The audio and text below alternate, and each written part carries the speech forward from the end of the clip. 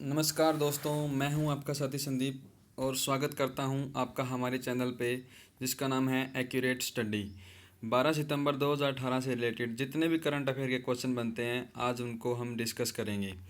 अगर अभी तक आपने हमारे चैनल को सब्सक्राइब नहीं किया है तो आप सब्सक्राइब कर सकते हैं। अगर आपको यह वीडियो पसंद आए तो लाइक करना मत भूलें। चलते हैं आज के पहले क्वेश्चन पे। आज का पहला क्वेश्चन है, हाल ही में किस देश के साथ भारत ने संयुक्त सैन्य अभ्यास नोमैडिक एलिफेंट 2018 शुरू किया है? तो यह शुरू किया है मंगोलिया के साथ और यह मंगोलिया में ही शुरू हुआ है। और इस अभ्यास में क्या होगा, जो भारतीय दल का प्रतिनिधित्व है वो 17 पंजाब रेजिमेंट के एक दल द्वारा किया जाएगा। मंगोलिया की कैपिटल का नाम है उलान बटोर। चलते अगले क्वेश्चन पे। हाल ही में नेपाल के मुख्य न्यायाधीश के रूप में किसने शपथ ली है? तो यह शपथ ली है न्यायमूर्ति ओम प्रकाश मिश्रा ने और यह नेपाल के 26वें मुख्य न्यायाधीश बने हैं। नेपाल के राष्ट्रपति का नाम है विद्यादेवी भंडारी और प्राइम मिनिस्टर का नाम है के.पी. शर्मा ओली, खड़ग प्रसाद शर्मा ओली। और नेपाल की संसद के बारे में भी कई बार इंपॉर्टेंट क्वेश्चन बनता है कि उसका नाम क्या है। नेपाल की संसद का नाम है राष्ट्रीय पंचायत। चलते हैं अगले क्वेश्चन पे। अमेरिका के दक्षिणी तट पर पहुंचे सबसे बड़े तूफान का नाम क्या है? तो अमेरिका के दक्षिणी तट पर पहुंचे सबसे बड़े तूफान का नाम है फ्लोरेंस। और यह फ्लोरेंस क्या है? यह है अटलांटिक महासागर पर आने वाले शक्तिशाली उष्णकटिबंधीय चक्रवात हैं ये। और इनकी मैक्सिमम स्पीड कितनी है? इनकी मैक्सिमम स्पीड है 185 किलोमीटर पर आवर। शिक्षा संस्थानों की मान्यता पर चौथा विश्व शिखर सम्मेलन कहाँ पर हुआ है? तो यह चौथा विश्व शिखर सम्मेलन हुआ है नई दिल्ली में।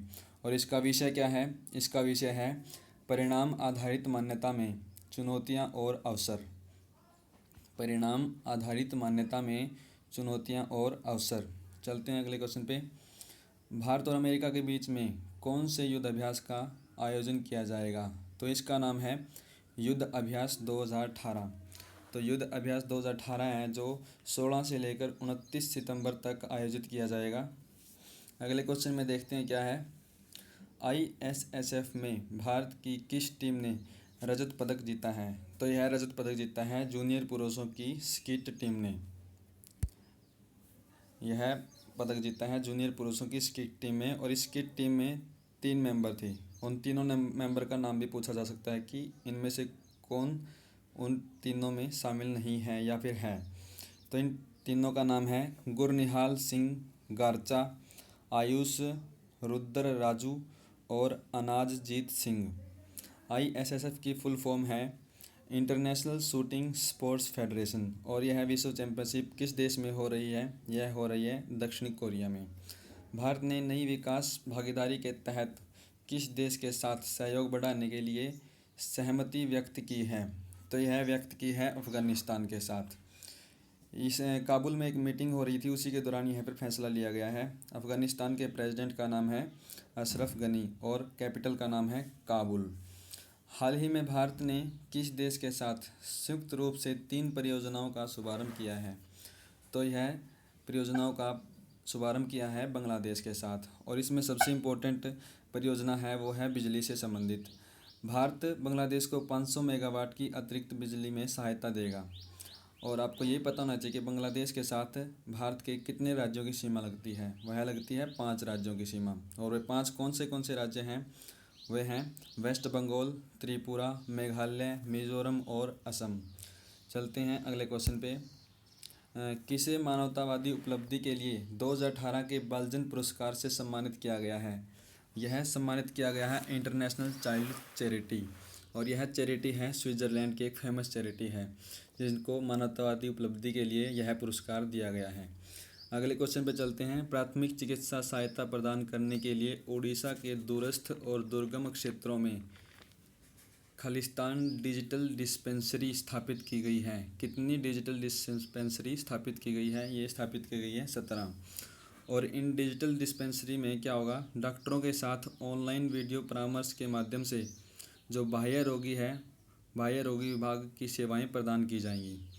उड़ीसा में ये स्थापित की गई हैं। तो उड़ीसा के बारे में आपको पता होना चाहिए। उड़ीसा की राजधानी का नाम क्या है? भुवनेश्वर। और उड़ीसा के सीएम का नाम है नवीन चंद्र पटनायक। और उड़ीसा के गवर्नर का नाम भी आपको पता होना चाहिए। उड़ीसा के गवर्नर का नाम है गणेशी लाल।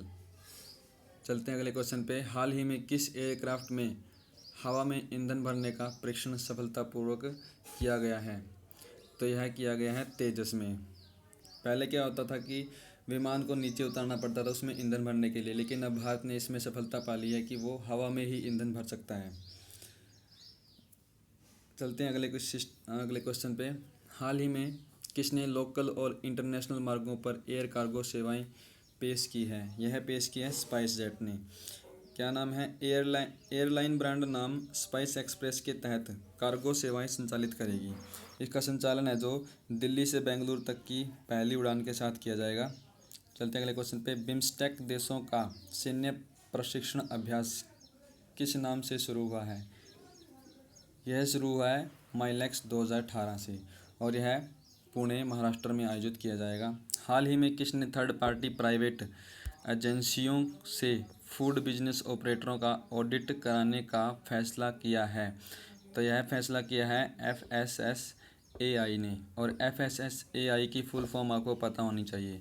FSSAI की फुल फॉर्म है food safety and standard authority of India. इसकी फॉर्मेशन कब हुई थी? इसकी फॉर्मेशन हुई थी अगस्त 2011 में और इसका हेड क्वार्टर है नई दिल्ली में। और इसके चेयरमैन का नाम है आशीष बहुगुणा। और FSSAI के CEO के बारे में पूछा जा सकता है, तो इसके CEO हैं पवन कुमार अग्रवाल। चलते हैं अगले क्वेश्चन पे। हरियाणा राज्य ने पानीपत में इथेनॉल प्लांट स्थापित करने के लिए किसके साथ एक समझौते पर हस्ताक्षर किए हैं? तो यह हस्ताक्षर किए हैं IOC के साथ। IOC क्या है? IOC है इंडियन ऑयल कॉरपोरेशन। और इसमें क्या होगा, जो इथेनॉल प्लांट है इसकी क्षमता होगी प्रतिदिन 100 किलोलीटर इथेनॉल प्राप्त करने की। जो हरियाणा की बात आई है तो हरियाणा के CM का नाम आपको पता होना चाहिए। हरियाणा के CM का नाम है मनोहर लाल खट्टर और इसके वर्तमान गवर्नर हैं जो हाल ही में मनोनीत किए गए हैं, उनका नाम है सत्यदेव नारायण आर्य। तो आज की वीडियो के लिए इतना ही। Thanks for watching. अगर वीडियो पसंद आया है तो इसको लाइक करना मत भूलें और सब्सक्राइब कर लें। थैंक्स। मिलते हैं अगले वीडियो में।